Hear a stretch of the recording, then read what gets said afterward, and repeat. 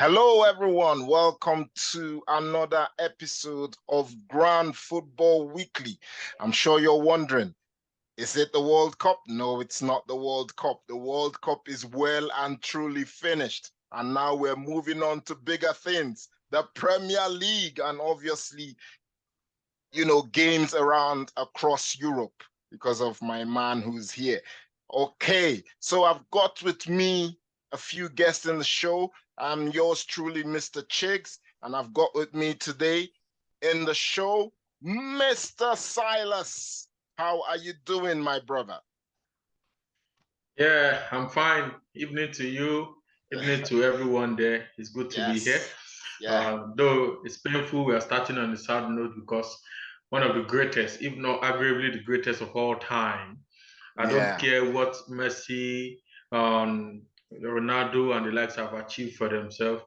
Give it to Exactly. the man who graced the World Cup at 17 and then Mm, went on to win two others in mm, 58, 62, and 70. mm, Um, it's so sad to we have lost him mm, yesterday at the age of 82. mm. Finally, his prayers, which is to play in the sky with Maradona, has been answered. And I hope they get to give the good game, the best representation to the guys at the other side of life, and then they Yeah. enjoy the brilliance that these guys have shown us in the beautiful game of football as they cross Yeah. over to the other side. Yeah. You're very much welcome to the show, my bro. And I also have with me as well, Mr. David. How Hello, are you people. It's doing, good bro? to. I'm doing great. Merry Christmas, everyone, and Merry Happy New Year in Christmas. I hope you advance. had Yeah, a it's. good one. Oh yes, yes. It's good to be back. It's good to be back on this amazing Yes. show. We have loads, Yeah. loads to talk about. Looking forward to it. Loads to Looking talk forward. about, loads to talk about. And obviously, we'll start with the games that had already been played in the Premier League. The Premier League, Yeah. obviously, as we know, was away for 6 weeks and it's back now. And it started with a bang, game week 17, everyone like they never left, back to their Yes. best. And we're here Back to to. talk about those games quickly before we carry on. But like Mr. Silas said, we have to pay our respects to the great man, the great Pele, who passed away. And obviously, we are sure he's in a better place right now, enjoying Absolutely. life, up there. Yes. So yes, great, Absolutely. great legend of the game, and he will be greatly missed. But obviously, he's gone to a better place, and he's lived a very fulfilled life. So there's nothing, there's no regrets or anything. Will be saying, oh, maybe if he had done this, if he had done. No, he has accomplished everything he needed to while on Yeah. Yeah. Earth. So great, great, great legend. So yeah, we move on to the Premier League, and like I said, it started with a bang. We had the early kickoffs on, what day was it? What day was the first game? Was it And Boxing The Day, 26th. Boxing Day. Sunday? Yeah, 26th. Yeah. Boxing Day. Boxing Day. Early Yeah. kickoff on Boxing Day. And we started with Brentford playing Tottenham. So we're going to go through the games very quickly, guys. So we just touch on them, boom, boom, boom, and we move on, so we can, cover every single game and look at the games coming up later today and the rest of the weekend. So yeah, Brentford, Tottenham finished 2-2. Yeah. Yes. How was that one for you guys? Did you see any of that game? Well, I didn't really watch the match, yeah, but I think it was an unexpected score. Yeah. In my predictions, I gave Tottenham to win the match. I think from the way Yeah, you Conte did. You went ended, for 3-1. You went for yeah, 3-1 from the way Conte ended his season before the break, I before the thought I was break. expecting him to come with like a big bang. But Mm, Brentford is quite a tough team mm, to handle. And even the mm. fact of Tony, no one expected Tony to be on the field after what happened. So I Now, think obviously, his case is still pending, so it's still he will be pending, yeah. But playing until yeah, everything's sorted. well, sometimes clubs like give you like okay, stay in the bench until we've Mm, sorted out, but no one mm. expected it. So I think it was a surprising result from my side Yeah. from this game. Yeah, Yeah, it was a good game, 2-2. Silas, it what did you was. make of it? Good one for Brentford. For me, I just still have my doubts for Conte and his Tottenham side. I remember we discussing earlier before the World Cup how very inconsistent his team has been. Even on the days where they are winning, they are not convincing, and then they are back again. And then we also have to give also kudos to Brentford. They fought very well before going for the World Cup, and then coming back again to fight Tottenham. Carry on, and then getting a draw again. It tells you that these guys are in and they're ready for serious business. Yeah. Who knows? Maybe if they continue this way, they'll get any of the European spots, be it conference or the Europa League. But I see it, they are really doing well, and I hope if they continue with this fantastic form, hopefully the man Tony can remain. I hope the ban, because it's expected that something close to a ban is coming, will not be too much on him and then too much on Brentford as a whole. Yeah, he will be missed if he does get a ban. So I'm sure that's why they're trying to utilize him as much as they can before that ban comes into play. That comes in. You know, and I feel they'll probably be hurt by that game because don't forget they were winning 2-0 in that game at some point. Yeah, you know, it was so a comeback. Yeah, they would have thought, oh, we've got this one in the bag. But well done to Tottenham for digging deep and coming back in the game. But I saw the game. Brentford definitely played well. Tottenham, until they scored that first goal, but that's always what happens in every game. When you score 2-1, you're always with the momentum to go ahead and try and win the game. So well done to them. So we'll move on to the next game. And the next game that we have is Crystal Palace versus Fulham. That one finished in Fulham's favor. Fulham winning 3-0 away from home. Big result for them. Mitrovic on the score sheet again. Crystal Palace getting 2 players sent off in that game. That was one of their downfalls. I know it was 1-0 before the sending off, the first sending off, but that was their major downfall. Having a player sent off, kind of like ruined their momentum. Did you guys see any of that? Well, I didn't really watch the match, but obviously I saw the highlights and I did see the highlights. I watched the highlights, and because one of my fantasy football was planning to get Mitrovic. I don't know why I didn't get him at the end. So that was one of my main concerns. Look at this guy scoring. And I think he had 2 assists and a goal. He had 2, exactly. He had like 15 points or so, if I'm not mistaken. I've put him this week now, and I'm hoping he doesn't go and now see on a goal drought. Same thing I did. I put him in this week. So yeah, but I'm happy for Fulham. I think they're playing. They have loads of ups and downs, but I think that from the teams that came from obviously from the Championship, I think they're the most convincing at the moment, and it's good to see them because they've always had that Championship, back and forth, back and forth. So it would be good to see them they look like a more steady team now with Marco. Exactly. They look very steady and more like very steady of football. And with additions like Willian, which I didn't expect to do well, he's actually doing well with Fulham. So good. For Crystal Palace, I'm sad. I don't really know what's wrong with the team. I honestly couldn't make out. I don't really know because they don't have their a bad game team. plan was. So, let's see. We still have some games to go. So. Mr. Silas?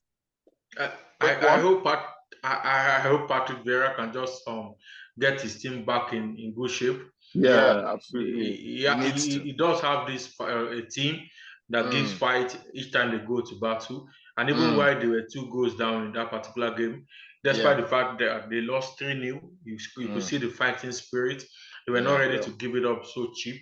And I just hope the team spirit is not down, despite what happened in that game and what has happened in the previous game. And hopefully he can get these guys back to their good shape again and then give the fight to the big boys. One thing I've enjoyed about this man and his team is the fact that whenever they get to play the big boys, any day, anytime, it's always a good fight. And Crystal Palace is that team. Patrick Vieira is that manager that will always make the game more interesting. So I hope these guys get back and then we have the best from them. Everton played Wolves as well, and that one finished again another away win to Wolverhampton with the new manager, Lopetegui, getting his first win as the manager of Wolverhampton. A good way to last minute. Yeah, last minute win against Wolverhampton. Silas, what did you make of that one? Well, there's this thing that does happen when you have a new manager. Yeah. The first game, if he does not get a win, there's a likely chances of getting a draw, and then the Lopetegui has done that. So I feel painful one for Lampard, because at that particular game, you're already written it off that, okay, fine, we can't get a win in this particular one, then the draw will be better. And then for that last minute shocker, hopefully it gets back on. I guess they're playing Man City this weekend or thereabout. How? Who? Everton. Everton will play Man City away. Yeah. Oh, what a big disaster, because Man City is not playable at this particular time. They're not playing.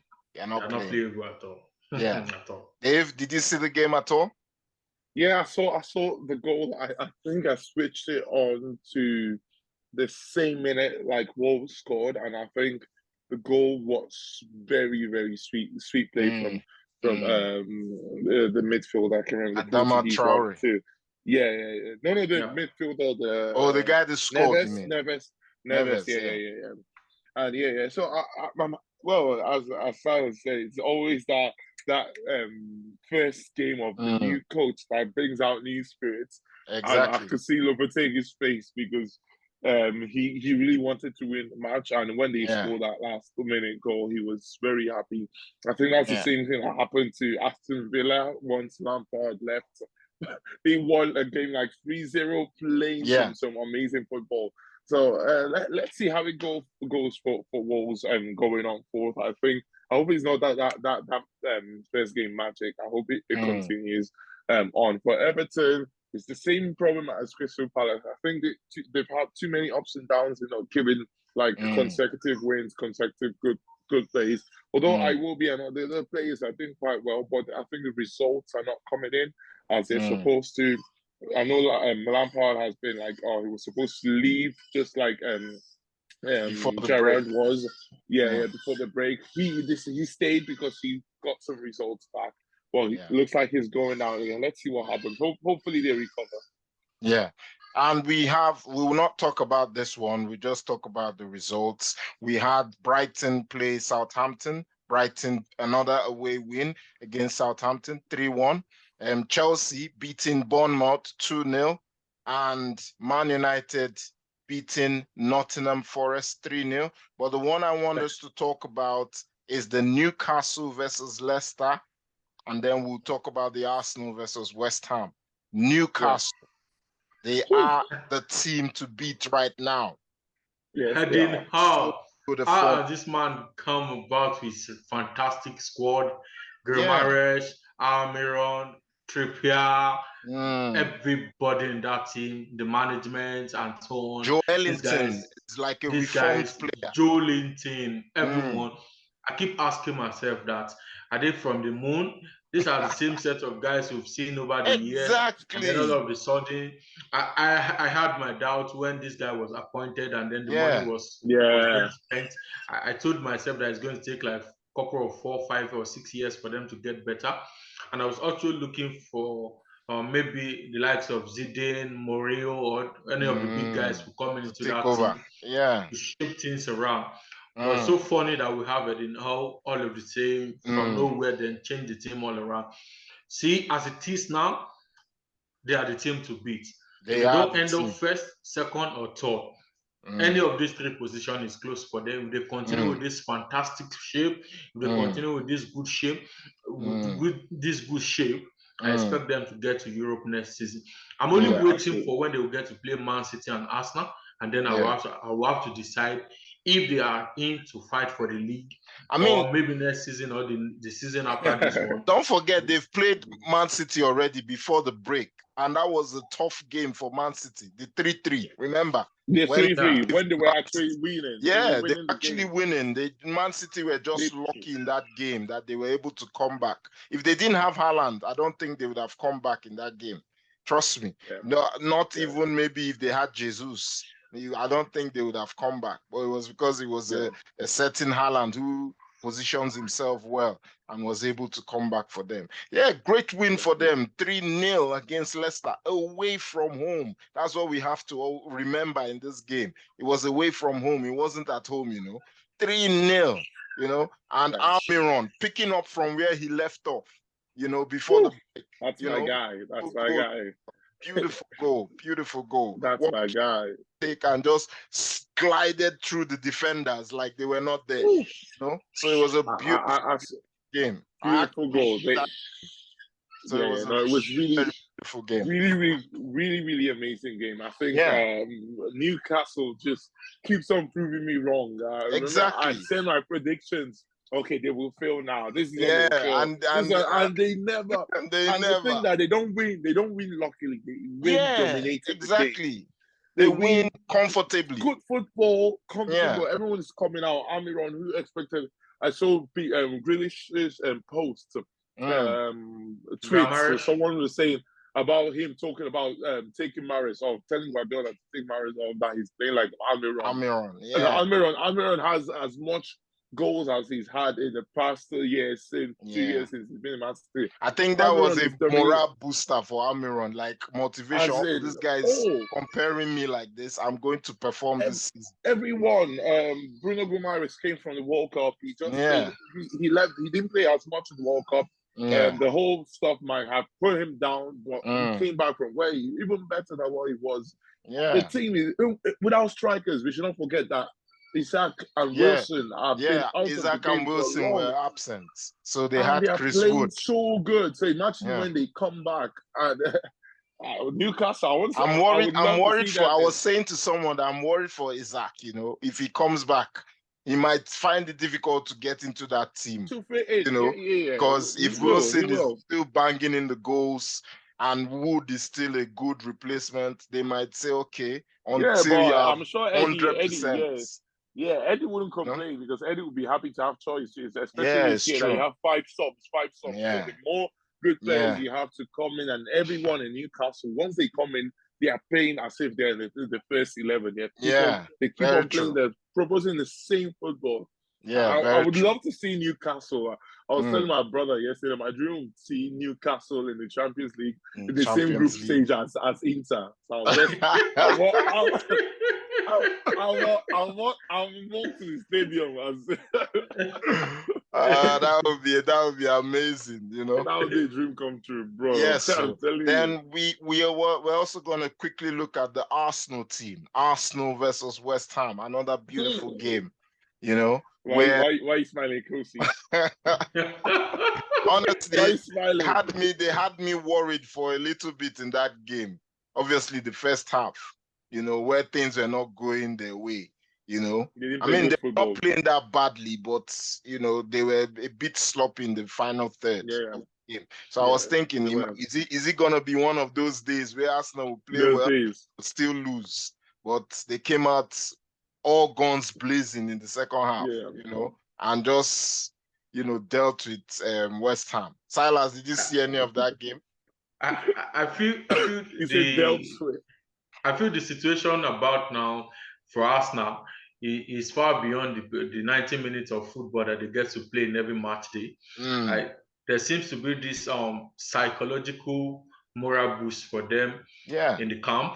There seems to be this dressing room high spirit that gets them firing on all cylinder, because you get to see a very motivated team. Everyone wants to give their best. Partey, Odegaard, Martinelli, Saliba. Gone are those days where you see a particular Arsenal that whenever a team is up against them and then they get to lose it easily. When you hear Mustafi's this time, you see something burning in them, want to go give their extra mile to the team. And that is what has kept them going. If these guys can continue to fire, even while we're there with the ball and off the ball, permit me to say, they may be untouchable even to the end of the season. Even Pep said it, Pep said it in his last interview.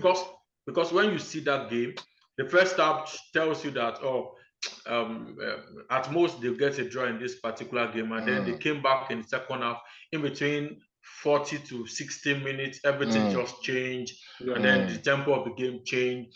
Everything that Moyes and the guys were doing in the first half just got swallowed up by these guys, and then it's just the end of the game for them. I feel Arsenal this season, if they continue this way and finish the first half of the season, and then they continue with this good spirit into the second half of the season, then they are the team to go for the league title and then return back to Europe again. Champions League football coming back to the Emirates. That's all we want. I mean, it will be an added bonus if we win the league, but we just want to be where we belong in the At this, Kosi can't say that. At this point, you believe in the league, so don't say that. Yeah, we believe, but we have to stay humble because Arsenal in the past, they've been in these kind of positions and still lose. If you lose the league 5 days before, how would you feel? Would you say it's Champions League that was my goal? Obviously not. Obviously not. We'll be very, very disappointed. At this point, I think and be worried about all the banter we'll get from that. No, I'm one of them. I'll give you. Obviously, that's why I'm saying it because I know. I feel this is one of the spirits the team or the players are actually trying to fight against. The feeling that what will happen if we don't get to pole position. This has been the issue over the years, even when they are comfortable with the league title over the years, and then all of a sudden, because of media hype and one thing or the other, they get to wear away easily. They got to build the team spirit that even when they are losing, they have to come back stronger and better. I hope you are not the coach of Arsenal, because if you are the coach of Arsenal with what you just said now, you are a step away from losing the league easily. This is one thing Mourinho have used to win over the time. Play mind games with everything that you have. Build your confidence. Talk tough when you face the media. Talk tough when you play against every other team, and then they get to fear you even before you get to play the game, and then that will help you to boost and then to win against every other team. So I'll not feel bad if Arsenal is talking tough now. If Arteta is talking tough or the players are talking tough, this is the right time to talk tough. You are winning, you have to win on the pitch, and then you have to also win off the pitch. And one of the best way to do is speak. Whenever anyone is talking, don't hide, don't be shy. Come out at them and let them know that you have something to deliver. It will be. I think one of the main things that would have helped the dressing room is that fourth place they lost last season. I'm sure it will be playing in their minds that, look, we had it because the fourth place was there for them, fully. And they now lost 3 games in a row. Then eventually the last few games where they needed to win against Newcastle and Tottenham, they lost that as well. So I'm sure that will be at the back of their minds, Definitely. To the later ends of this season. Hopefully, especially if they're fighting to win the league. So that would absolutely. I think you also come to a stage where Arteta has done loads of work, like mentally to himself. He has done loads of work. He has improved. Because that game, the way he was able to turn, as you said, that first half wasn't working well. I think he did loads of good talking. We watched the series on Amazon, the Amazon series, and we know his style. I think he has improved a lot with that mentality. We don't play well, even though things are not working out. We can still win. I think Arsenal is having that kind of season, just like Argentina has had with World Cup. Even though we don't play well, you always have to win, fight for the points, win the game. And I think it's all get the result. And I think Arteta is having a let's not spend all the time talking about my team, and so that people listening will not say, this guy, you should be doing Arsenal programs, not football anymore. Okay, but you can't take the shine off them. They're actually doing very fine. So it's okay to talk about them. So Liverpool played Aston Villa, another away win as well. They beat Aston Villa 3-1. I actually forgot that this guy was the manager before the game. Unai Emery. I forgot he was manager of Aston. He left in December. His normal beating that Aston Villa should collect. I said, Unai Emery, you are losing like this. So what's happening? The Premier League will humble you. He will humble you. There's nowhere to hide. Premier League He will will humble humble you. you. I don't know why that guy left Villarreal to come to Aston Villa, to be honest. I don't know why. He was They doing must quite have offered him more. And definitely. I'm sure he just wanted to be back with the big To the boys Premier because League. everyone The is big here boy. right now, you know, He in the Premier League. He wanted to come and say good evening. Good evening. Good evening. Good evening. Yeah, so it was a good game for Liverpool. Liverpool played really well in that game. I mean, Nunes, I think he squandered a lot of chances that game. Squander is an understatement. I watched the game. Squander is an understatement. Please. But you know what I find funny? I was talking to a Liverpool fan, and they still rate him very highly because they think that because he has chances of improvement. He has chances of improving, one, and they feel that he's someone that creates chances for himself. Yeah. You know, great positional play. That's why he's getting all these chances that he's missing. Yeah. But then again, you have to consider that if you are creating these chances for yourself, the best way is to convert them. Just like the likes of Haaland, who sometimes you can see is his positioning that helps him get the goals that he gets, but he converts them. That's the difference. He converts them.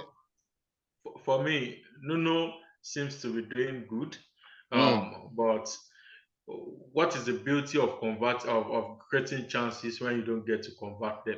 Exactly. Mourinho once said, "You can keep the position while we keep the goals. All that matters is the 3 points." It's a 3 points. See, exactly. create 1,000 chances and you get to score one. You're a poor striker. Yeah. But a striker who see half chance and then buried it. That's what makes Didier Drogba somewhat better than any other striker or many other striker that you can name. He's not that type of player that get to create 4 or 5 chances, but that little edge he gets, that little chance, he get to fire. Yeah. I feel this guy just needs to learn. Maybe Klopp will just have to create a personal training for him where he has to learn his shooting abilities and then decide when to shoot from left to right and right to left as a striker, and then when to take on the goalkeeper very well. Because this is the Premier League. You may be good in creating chances now. Before you know it, the defenders will build up their mentality and then they'll be at par with you. And then even that you know how to do over time, you get to wear away from it. So you just need to find a way of scoring goals. The number of chances he's creating has nothing to do with what he was bought to come and do. And if he's not careful, a particular Gakpo is coming who plays high intensity football, which is the pattern Klopp is known for. When you have a player that can play high intensity football that can combine with the midfield and the attack, then you get to he's going to replace you. There's no doubt about it. He's going to replace you. True. So they are, like you said, they've just gotten Cody Gakpo, another steal from Man United. I heard Man United were trying to get him, but for the past 2 years fell short, and he went to Liverpool. So see how he performs at Liverpool when he gets his first game. Obviously, I think it will be at the start of the year, after January 1st, before he can play for. That's the way. So the last game we'll talk about before we look at the games coming up is Man City, Leeds versus Man City. Leeds versus Man City. Well, like we saw, a certain gentleman scoring 2 goals again in that game, Erling Haaland. And now he has the record for the quickest person to get to 20 goals. He did it in 14 games, guys. 14 games. You know, the closest person to him is 21 games. The closest. Did you call him gentleman? A gentleman. A man who has scored more goals than Chelsea and many about 8 or 9 teams in the Premier League this season, and you are calling him gentle. I'm sorry, Chelsea fans, but it's the truth. His statistics, I'm not the one anyway. You're not gentle. He's not gentle. Yeah, this guy is not gentle at all. He's firing on all cylinders. I told someone last week, I said it's time we have to let go of Messi and Ronaldo about the good stock and then concentrate on Haaland and Mbappe. Yeah. Seriously, that's what guys are giving us very soon these guys will give us something to talk about. Yeah. Maybe the good discussion is going to tell on these guys more. Yeah. Haaland is a hallmark. It makes Man City a complete team. Yeah. It makes Man City. Yeah. That's just all I would say. It makes Man City a complete I'm sure team. Man City will be very, very pleased. You know, they were trying to get Harry Kane the season before. And if they had gotten him, it might have been tricky trying to get Haaland as well. No, that would have been impossible. Yeah. Impossible. So and I think I'm that's why they let go. That's why they let go. Because Looking that's when the clause. That's when. Yeah. And Dortmund lost him just for 70 million. Like, okay, obviously on paper, then obviously there's loads of conditions behind it. Yeah. But obviously, you were expecting someone like Haaland to cost more. Almost 200 million or something. Because Guardiola had the chance of getting Ronaldo and Messi the year after Harry Kane. But he stopped. Everyone was like angry. Why didn't you get him? Why didn't you get these two players? But obviously, Guardiola and obviously the Man City board know what they were doing. Because obviously, Haaland had to choose. Haaland had different options. And he's a better option because any other one would be just a short-term thing that you're doing. 1 year or 2 years at the most. Haaland has already said that he's going to stay Man City for maximum 3 years and he wants to go. I think it's possible he won't be there for more than 2 years. He's like Ibrahimovic. He wants to go around and get records. He's that kind of player. He will never commit himself to one team. Yeah. He wants to break records. It's like Pep as well. I hope you know that. It's just in this Man City, I don't know the kind of money or the kind of food they are giving him in Man City because he doesn't stay that long at the club. You know, no. He's not known to stay that long. He's waiting. I think he wants to. His next one will be coaching the national team. Yeah, he wants to coach the national team. And Brazil has already made him an offer, but he's like, no, not yet. I think he's waiting to win a champion. Pep, yeah. Brazil has made him an offer, and he's waiting to win league and Champions League with Man. I think that's his obsession. Winning the Champions League with Man City.